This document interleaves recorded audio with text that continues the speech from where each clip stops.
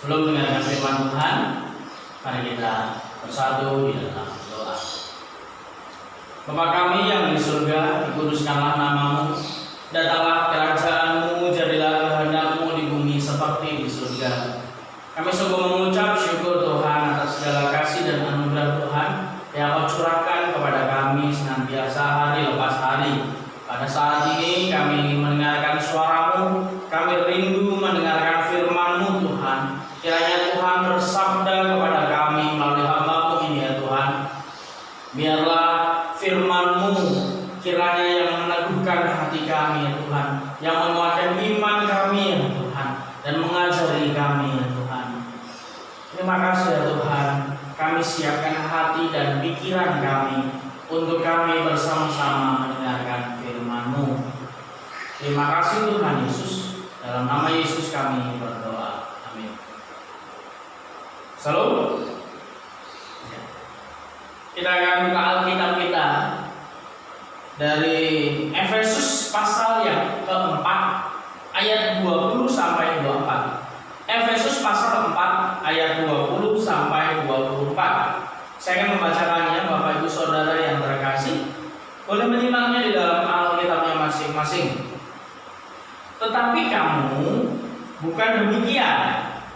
Kamu telah belajar mengenal Kristus, karena kamu telah mendengar tentang Dia dan menerima pengajaran di dalam Dia menurut kebenaran yang nyata dalam Yesus, yaitu bahwa kamu berhubung dengan kehidupan kamu yang dahulu harus menanggalkan manusia lama yang menemui kebinasaannya oleh nafsunya yang menyesatkan, supaya kamu dibaharui dalam roh dan pikiranmu, dan mengenakan manusia baru yang telah diciptakan menurut kehendak Allah di dalam kebenaran dan kekudusan yang sesungguhnya. Ya, firman Tuhan pada saat ini berbicara tentang bagaimana sih orang yang sungguh-sungguh mengenal Kristus itu. Rupanya ada perbedaan yang ditunjukkan setiap orang, sekalipun orang itu sudah menyatakan dirinya, oh saya itu orang Kristen, oh KTP saya Kristen, oh saya sudah bertahun-tahun, sudah puluhan tahun menjadi orang Kristen. Ingat, umur tidak menentukan kedewasaan di dalam Kristus. Umur, usia tidak menentukan seberapa besar kita kenal dengan Tuhan Yesus. Nah, ini yang nampak di dalam kehidupan orang-orang Kristen zaman sekarang. Bukan yang mengaku dirinya orang Kristen lah yang sungguh-sungguh mengenal Kristus, tetapi bagaimana firman yang sudah kita baca sudah menerangkan sangat jelas menjelaskan kepada kita bahwa inilah yang seharusnya ditunjukkan oleh orang-orang percaya, bahwa ketika dia itu orang Kristen, dia itu percaya oleh Yesus, ya, bukan perkataannya tetapi tindakannya, ya, karena perkataan itu bisa saja berbohong, ya. Lidah itu pintar, lidah itu penguasa, ya. Pintar berkata-kata lidah itu. Iya aja bisa dibilang enggak bisa aja sih bilang iya. Itulah lidah. Lidah itu pintar berdusta. Yang tidak bisa menipu itu adalah sikap dan tindakan kita yang kita tunjukkan sehari-hari. Ketika kita menunjukkan sesuatu, itulah yang nampak. Oh, itu tandanya orang yang sungguh mengenal Yesus. Oh, itu tandanya orang yang tidak sungguh-sungguh mengenal Yesus. Nampak, bisa kita lihat, bisa kita perhatikan di dalam kehidupan kita. Rasul Paulus menegaskan kepada jemaat di Efesus bahwa di ayat yang ke-20, kamu itu bukan demikian. Kamu telah belajar mengenal Kristus, ya.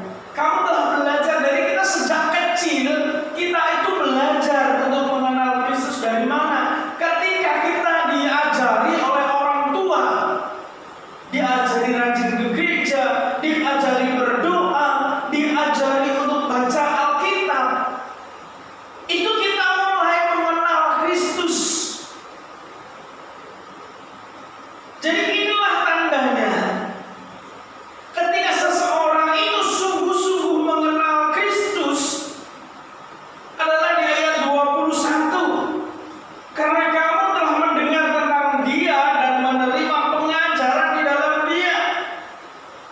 Jadi seseorang, ciri-ciri orang yang sungguh-sungguh mengenal Kristus itu banyak mendengar tentang Yesus dan menerima firman-Nya. Ini yang seringkali sulit.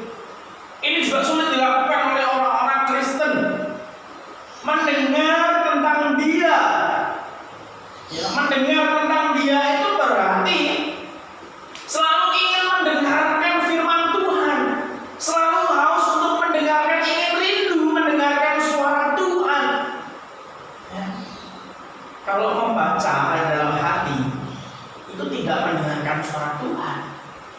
Mendengarkan itu dengan telinga. Kalau kita membaca firman Tuhan dengan keras, otomatis telinga kita mendengarkan, itu namanya mendengarkan tentang Dia. Tetapi kalau kita membacanya di dalam hati, berarti tidak mendengar tentang Dia.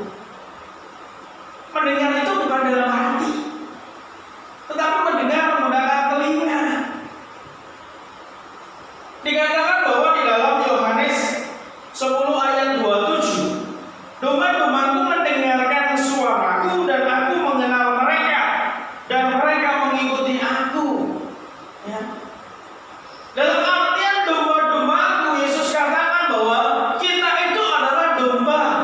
Kita adalah umat Allah, domba peliharaan Allah. Ketika sama seperti seorang gembala, ketika domba-domba itu mendengarkan suara gembala, mereka mengikuti gembala itu. Nah, sama ketika kita adalah umat Allah, kita mendengarkan suara Allah, berarti kita mengikuti Dia. Di dalam Roma 10 ayat 17 juga mengatakan, jadi iman timbul dari pendengaran dan pendengaran oleh firman Kristus. Ya, iman itu muncul dari pendengaran akan firman Tuhan. Jadi kita sungguh-sungguh mengenal Kristus karena pendengaran kita, bukan hanya sekedar pendengaran, tetapi menerima firman Tuhan. Kadang memang orang mau mendengarkan. Ya, kadang orang itu mau pura-pura mendengarkan. Wah, pura-pura mendengarkan, tetapi hatinya nggak mau terima firman Tuhan. Kenapa? Firman Tuhan begitu menegur, firman Tuhan begitu menyakitkan, firman Tuhan begitu menyayat hati, sehingga tidak mau terima. Orang yang tidak mau menerima itu berarti tidak sungguh-sungguh mengenal Kristus. Dia hanya berpura-pura katakan bahwa saya kenal Kristus, tetapi sesungguhnya tidak kenal Kristus. Inilah tipe orang. Ya. Ada orang yang memang tidak mau mendengarkan sama sekali, tidak mau mendengarkan firman Tuhan. Sudah disediakan waktu tempatnya untuk belajar firman Tuhan, tidak mau mendengarkan. Ada banyak media tidak mau mendengarkan firman Tuhan. Begitu kebal manusia zaman sekarang itu seperti itu. Ya, tidak mau mendengarkan firman Tuhan. Terlebih lagi apalagi tidak mau terima firman Tuhan. Mau terimanya apa? Mau terima firman Tuhan kalau firman Tuhannya yang enak-enak. Kalau firman Tuhan yang istilahnya tentang berkat-berkat, kalau tentang penganiayaan, tentang penderitaan, semuanya nggak mau diterima. Kalau firman Tuhannya tentang menegur, mengajar, nggak mau terima. Ini yang susah. Berarti itu bukan tandanya orang Kristen sungguh-sungguh. Seharusnya kata Kristen itu adalah pengikut Kristus. Tetapi kalau tindakannya seperti itu, berarti itu tidak sungguh-sungguh mengenal Kristus. Tidak sungguh-sungguh di dalam pengenalan Kristus. Jadi percuma ketika dari awal sudah kecil sudah belajar firman Tuhan, bahkan sampai umurnya sudah tua, sudah Kristen berpuluh-puluh tahun, tetapi sikapnya tidak mau mendengarkan firman Tuhan, tidak mau menerima firman Tuhan. Perlu dipertanyakan imannya kepada Yesus. Sungguh-sungguh tidak imannya.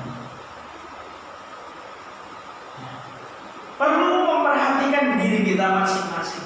Perlu introspeksi diri kita masing-masing. Apakah saya sungguh-sungguh beriman kepada Yesus? Apakah saya sungguh-sungguh di dalam Yesus, sungguh-sungguh mengenal Yesus? Mari kita harus lebih belajar. Belajar itu tidak ada hentinya. Tidak ada waktu yang berhenti untuk belajar. Setiap hari kita perlu belajar mengenal Kristus. Ya.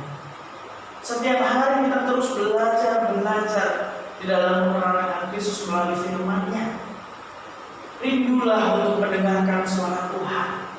Rindulah ingin terus dan terus merasa haus ingin bertemu dengan Tuhan Yesus melalui firman-Nya. Terimalah firman Tuhan. Apapun yang disampaikan firman Tuhan, karena firman Tuhan selalu benar. Firman Tuhan itu pasti kebenarannya. Tidak ada yang tidak benar. Karena firman Tuhan pada mulanya adalah kebenaran. Mari kita lihat kepada diri kita. Sudahkah kita sungguh-sungguh mendengarkan suara Tuhan dan menerima firman Tuhan di dalam hidup kita? Yang kedua, sini orang yang sungguh-sungguh mengenal Kristus. Ayat yang ke-22 mengatakan, yaitu bahwa kamu berhubung dengan kehidupan kamu yang dahulu, harus menanggalkan manusia lama yang menemui kebinasaan oleh nafsunya yang menyesatkan. Ayat 22 jelas menyatakan bahwa ini ciri-ciri orang yang sungguh mengenal Kristus, yaitu apa? Berani menanggalkan kehidupan lama atau manusia lama. Ya. Kehidupan lama yang bagaimana? Di dalam Efesus 4 ayat 18 sampai 19 itu sudah diterangkan. Inilah manusia lama yang harus ditanggalkan oleh setiap manusia yang percaya kepada Yesus, yaitu adalah apa? Dan pengertiannya yang gelap, jauh dari hidup persekutuan dengan Allah, karena kebodohan yang ada dalam diri mereka, dan karena kedegilan hati mereka, perasaan mereka yang tumpul, sehingga mereka menyerahkan diri kepada hawa nafsu dan mengerjakan dengan serakah segala macam kecemaran. Ini yang harus ditanggalkan. Kenapa? Karena Rasul Paulus melihat jemaat Efesus pada saat itu salah satunya adalah hidup mereka jauh dari persekutuan dengan Allah, jauh dari ibadah dengan Allah, tidak pernah beribadah, tidak pernah bersekutu. Sehingga Rasul Paulus menasihati jemaat Efesus itu harus menanggalkan segala kedegilan, kekerasan hati, sakit hati, semua harus ditanggalkan. Manusia lama kita, jangan kita mau kalah dengan manusia lama, semua harus ditinggalkan. Itulah tandanya orang-orang yang sungguh-sungguh mengenal Kristus. Rasul Paulus jelas menegaskan supaya jemaat Efesus sungguh-sungguh meninggalkan kehidupan lamanya. Dan ini juga diberitahukan kepada kita agar kita menanggalkan kehidupan lama, kehidupan kita yang penuh dengan kedegilan, penuh dengan keras hati, penuh dengan ego, hanya yang mau diutamakan apa? Keinginannya sendiri, tidak mau ibadah, apapun alasannya tinggalkan itu. Hiduplah dalam persekutuan akan Allah. Jangan menganggap diri kita itu paling benar. Sesungguhnya kita itu adalah orang yang paling salah. Kita itu adalah orang yang paling berdosa. Seharusnya kita itu bangga ketika Tuhan Yesus mau mati buat kita.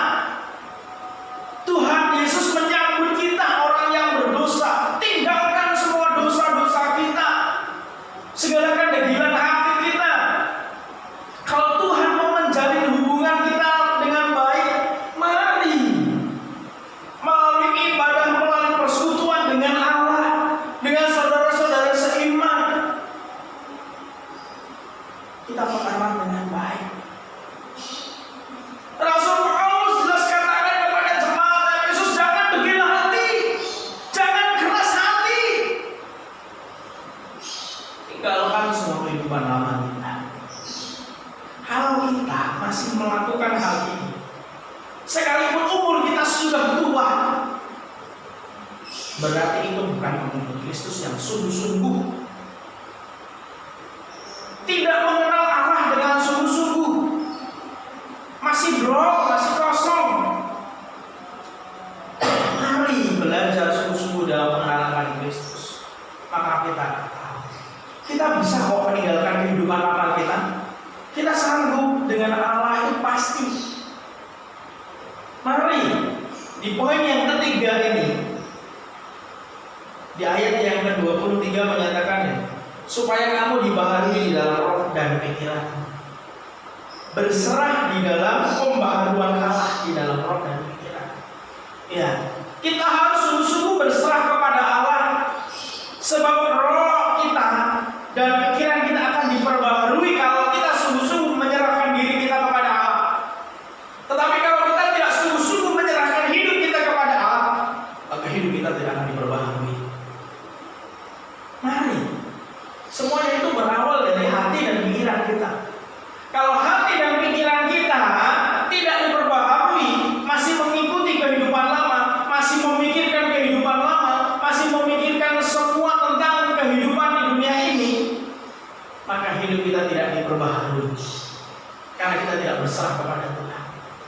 Kalau hidup kita memang kita mau menanggalkan kehidupan lama kita tadi, serahkan semua hidup kita kepada Tuhan, maka Tuhan yang akan memperbaharui hidup kita.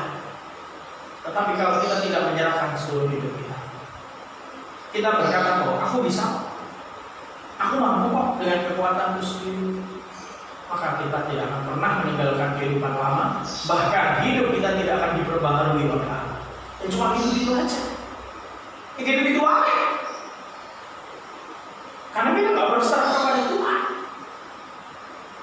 Kita tidak berserah karena kita tidak mengenal.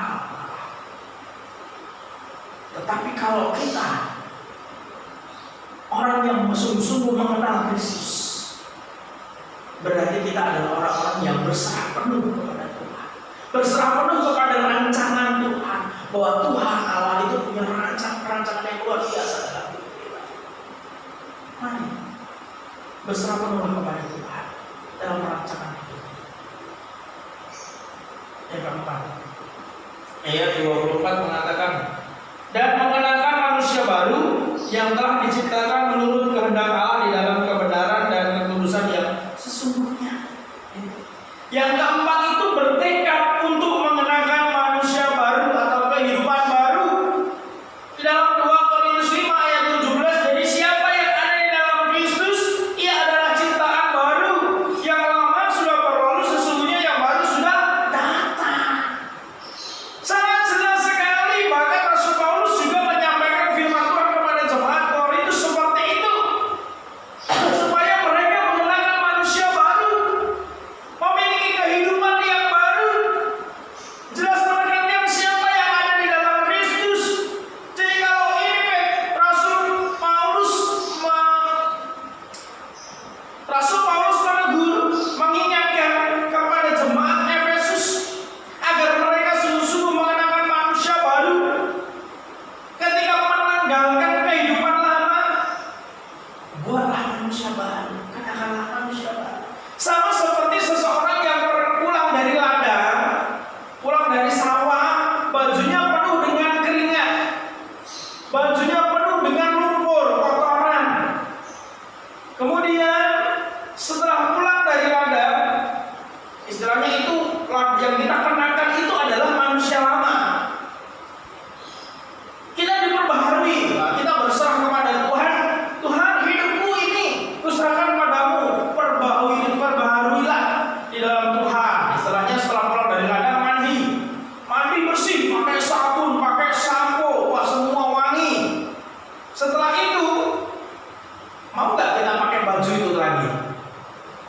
Baju yang tadi dari ladang kita pakai lagi sesudah mandi. Saya rasa tidak ada satupun orang yang mau mengenakan baju yang sama yang dari ladang, yang penuh dengan bau keringat dan lumpur. Kenapa? Karena itu kotor. Nah, kalau kita sudah berserah penuh di dalam pembaharuan Allah, roh dan pikiran kita sudah diperbaharui. Jangan mau lagi mengenakan baju yang lama, jangan mau lagi mengenakan kehidupan lama,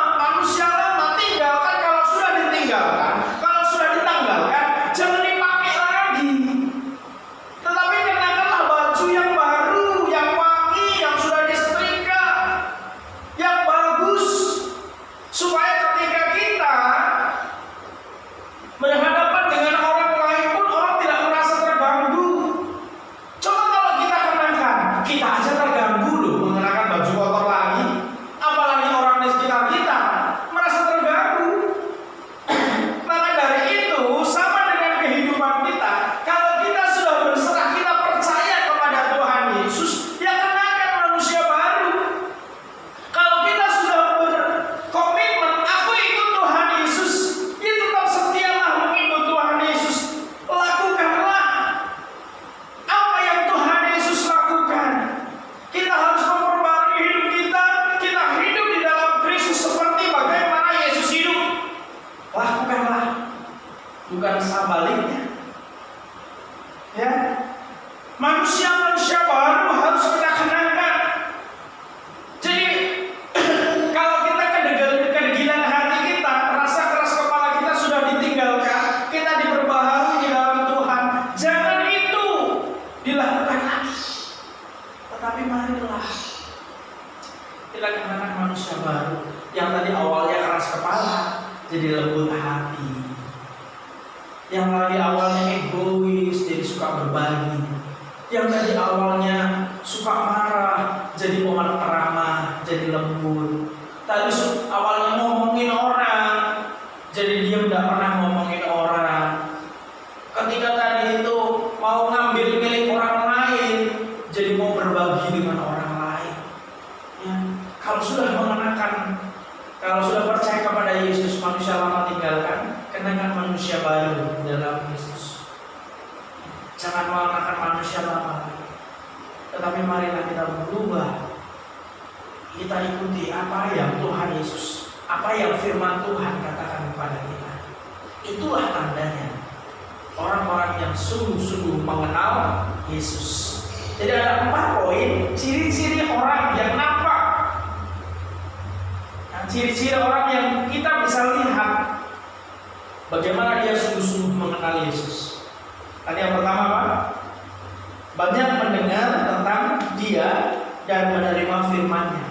Yang kedua, berani menanggalkan manusia lama. Yang ketiga, berserah di dalam pembaharuan Allah dalam roh dan pikiran. Yang keempat, bertekad untuk mengenakan manusia baru. Kita renungkan firman Tuhan ini. Sudahkah saya termasuk orang-orang yang sungguh-sungguh mengenal Kristus? Atau saya termasuk orang yang belum sungguh-sungguh dalam mengenal Kristus? Yang bisa menjawabnya diri kita masing-masing. Mari kita renungkan firman Tuhan ini dengan sungguh. Biarlah Tuhan Allah yang menuntun kita, rohnya, Roh Kudus yang dicurahkan kepada kita yang ada di dalam diri kita, menuntun kehidupan kita, agar kita semakin hari lepas hari semakin belajar mengenal akan Kristus. Demikianlah firman Tuhan. Mari kita berdoa.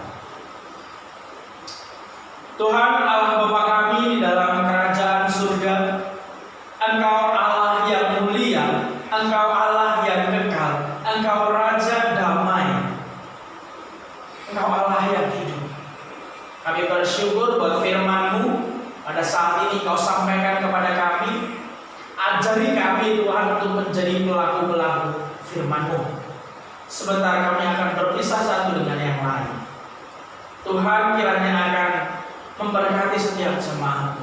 Jika ada jemaat-Mu yang sakit pada saat ini, jamah, pulihkan, sembuhkan dengan kuasa-Mu, sebab Engkau tabib yang agung. Engkau dokter di atas segala dokter akan menyembuhkan, memulihkan. Jika ada jemaat-Mu yang punya masalah saat ini, Tuhan akan memberi kelegaan, Tuhan akan memberi keringanan. Jika ada jemaat-Mu yang lemah imannya saat ini, Tuhan akan memberi kekuatan. Tuhan topang mereka Tuhan. Terima kasih Allah. Mari arahkan hatimu untuk menerima berkat daripada Tuhan. Tuhan menyinari engkau dengan wajah-Nya dan memberi engkau kasih karunia. Tuhan menghadapkan wajah-Nya kepada engkau dan memberi engkau damai sejahtera.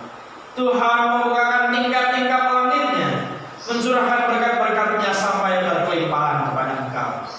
Kiranya kasih karunia Tuhan, damai sejahtera Tuhan, serta berkat-berkat daripada Tuhan menyertai engkau, mulai sekarang sampai selama-lamanya.